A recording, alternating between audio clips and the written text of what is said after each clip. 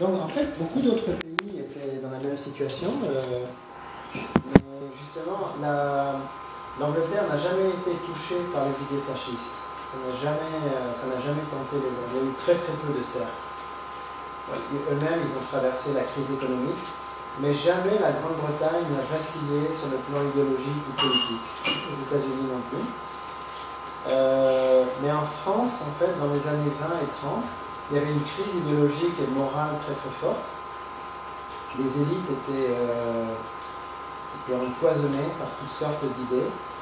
Les institutions en France de la Troisième République étaient de moins en moins capables de résoudre les problèmes.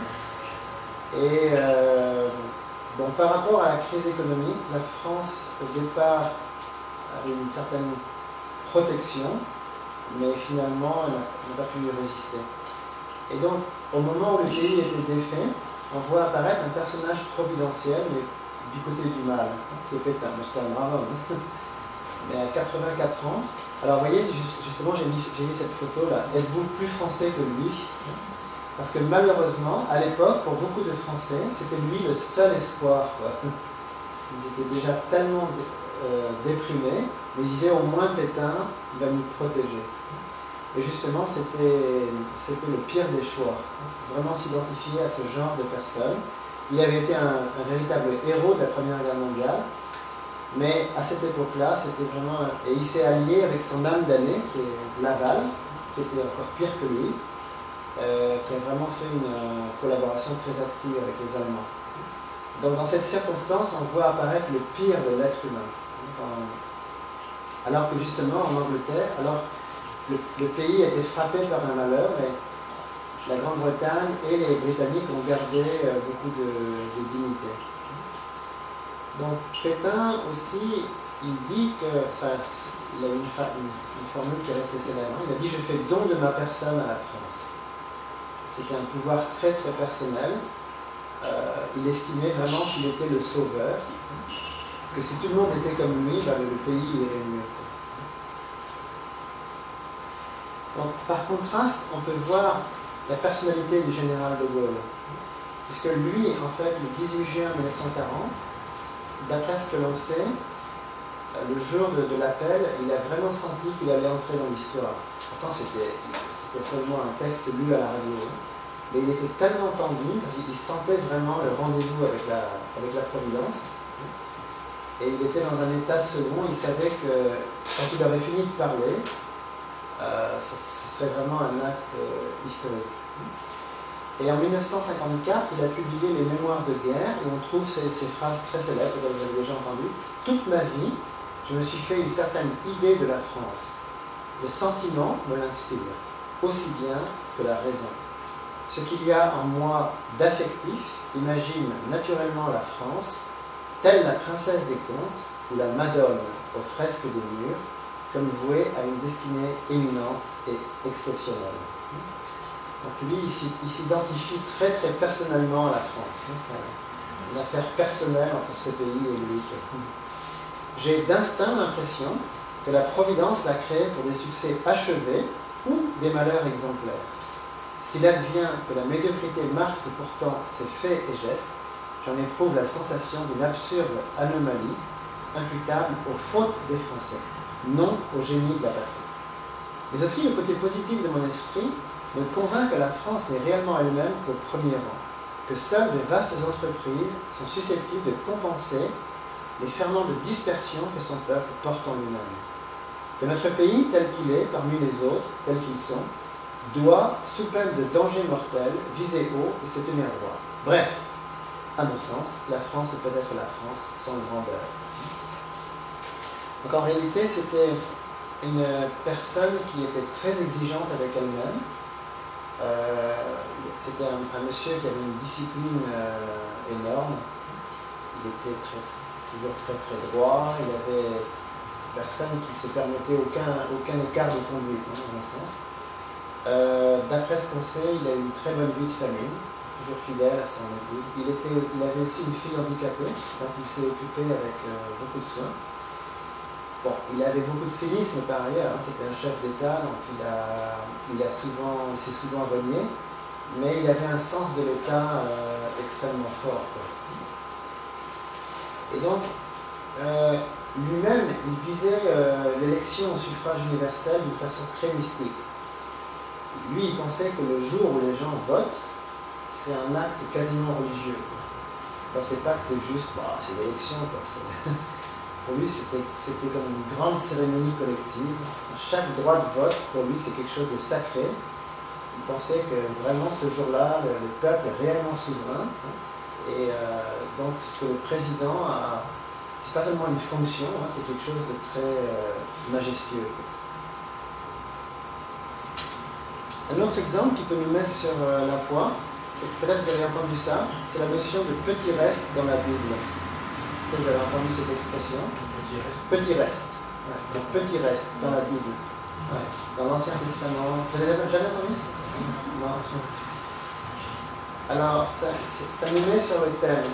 C'est pas un thème très connu, mais je pense que Hyun Jin Lim actuellement, il est un peu sur ce thème aussi. Par exemple, quand il demande à certains anciens de notre mouvement de devenir Hunsa. Jusqu'à présent, il n'y a jamais eu de moine dans l'église ici. D'accord? Nous, on pensait que ça va jamais être le cas, quoi. Des moines, ça ne sert à rien, quoi. Mais Hyun Jin Lim a dit récemment, étant donné la situation du monde, étant donné la situation de notre église, il vaut mieux que certains monistes vivent comme des moines. Vous comprenez? Ils ne se marient pas, tout en Si, étant si. mariés. Oui, d'accord, mais quand même. Dans 430 jours, plus haut. Voilà. Ça, c'est totalement nouveau. Jamais dans notre langage, dans notre église, on a tenu ce langage. C'est un rapport avec la notion de petit reste. En fait, dans la Bible, c'est apparu petit à petit, parce que, en fait, les Juifs, au départ, pour eux, c'était simple. Ils sont le peuple élu, donc Dieu va toujours les protéger, et à travers eux, il va sauver le monde. Et leur expérience, c'est qu'ils n'ont pas pu échapper aux dictateurs de leur temps. Et finalement, malgré l'élection, malgré leur roi, leur pays a été totalement anéanti. Donc au début, ils se disent, mais c'est bizarre ça, qu'est-ce qui nous est arrivé, quoi. Et ensuite, certains de leurs prophètes ont dit, c'est à cause des péchés d'Israël. C'était inévitable. Si le peuple avait respecté la loi de Dieu, on n'en serait pas arrivé là. Tout le monde ne pensait pas comme eux. Certains disent non, ça n'a rien à voir. C'est simplement qu'on est faible militairement, donc on s'est fait avoir.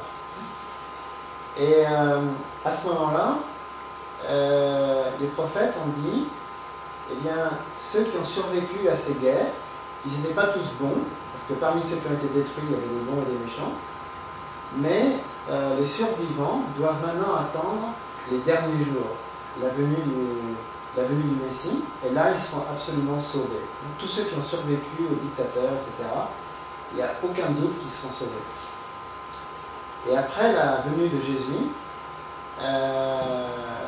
et en attendant son retour, certains chrétiens ont dit que parmi les chrétiens qui sont déjà minoritaires dans le monde, si on veut préparer sérieusement la venue du Messie, il ne faut pas compter sur la masse des chrétiens. Il faut compter sur un petit reste, une élite, peut-être quelques personnes qui maintiendront la foi. Et aujourd'hui, dans l'Église catholique en France, ils parlent souvent du petit reste. Parce qu'ils disent, franchement, le christianisme en France, c'est pratiquement plus rien aujourd'hui. Marginal. Quand il y a les fêtes de Pâques, les journalistes ils disent, oui, bon, il y a le pape, il a fait sa messe. Bon, passons aux œufs de Pâques, voilà, dans le jardin, ça c'est quand même important. Et donc, beaucoup de chrétiens savent ça. Ils se rappellent qu'il y a encore 50 ans, les prêtres se baladaient en soutane, les religieuses avaient tout leur tralala, etc. Enfin bref, le christianisme tenait le haut du pavé. Aujourd'hui, c'est à peine s'ils ont le droit de s'exprimer. Donc beaucoup de chrétiens disent que ça ne fait rien du tout qu'on soit, même si on n'était plus qu'une poignée en France, de toute façon, Jésus a dit que les chrétiens sont la lumière du monde et le sel de la terre. Donc pour beaucoup de chrétiens, ils disent que finalement cette situation est meilleure et quelques 5% de Français qui vont à la messe tous les dimanches constituent le petit reste. Et pour eux, c'est largement suffisant pour sauver le reste du pays, éventuellement. Alors, Isaïe, il parlait aussi des autres pays. Ça va, tu es fatigué, non? Tu veux boire un peu, non? Attends, il y a... Je mets ça. Ah oui. On peut ouvrir, c'est bon? Oui. Le ventilateur, si tu peux. Oui, Isaïe, en fait, il parlait en fait des autres pays. Parce que chez les Juifs, ça a toujours été une question. Si Israël est élu, qu'est-ce qui va arriver aux autres peuples, quoi? Et dans le meilleur du judaïsme, il y a cette idée qu'au fond, Israël doit se sacrifier pour le reste du monde. C'est notre père dit. Isaïe dit que c'est normal que les païens aient châtié Israël. Ils étaient à ce moment-là les instruments de Dieu et ils n'ont fait que ce que Israël méritait. Malgré tout, ils sont allés trop loin. Ils ont tapé trop fort. Donc, eux aussi, ils seront punis. Ouais. Il fallait taper un peu, mais pas trop fort. Et après, Isaïe se reprend et il dit, de toute façon, Dieu est tellement miséricordieux qu'un jour, il sauvera tout le monde. Israël qui a péché et tous les autres aussi.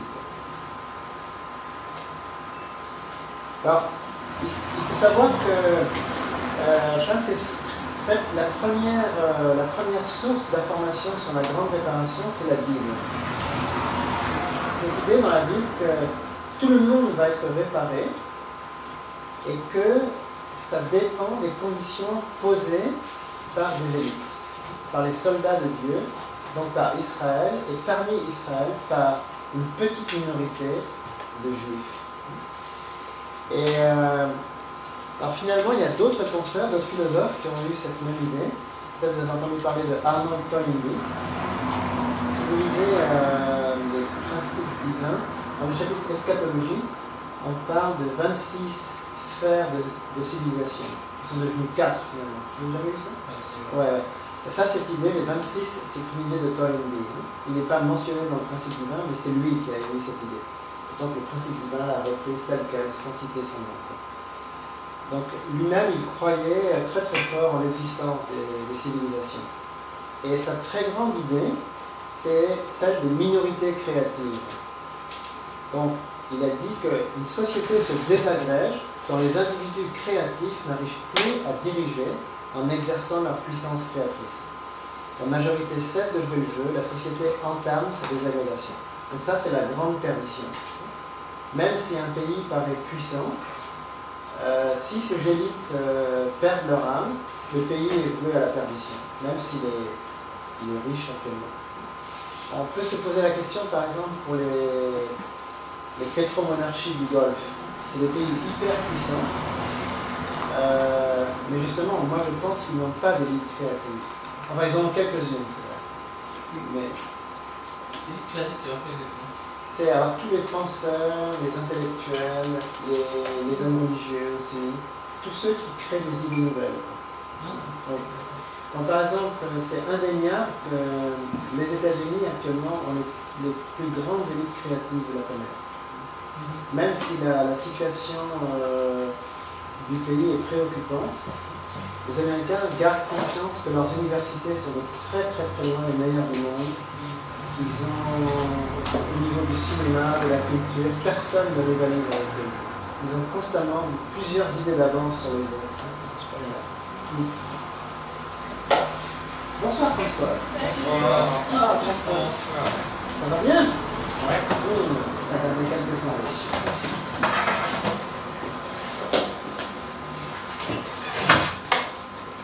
Par exemple, si on regarde la Corée,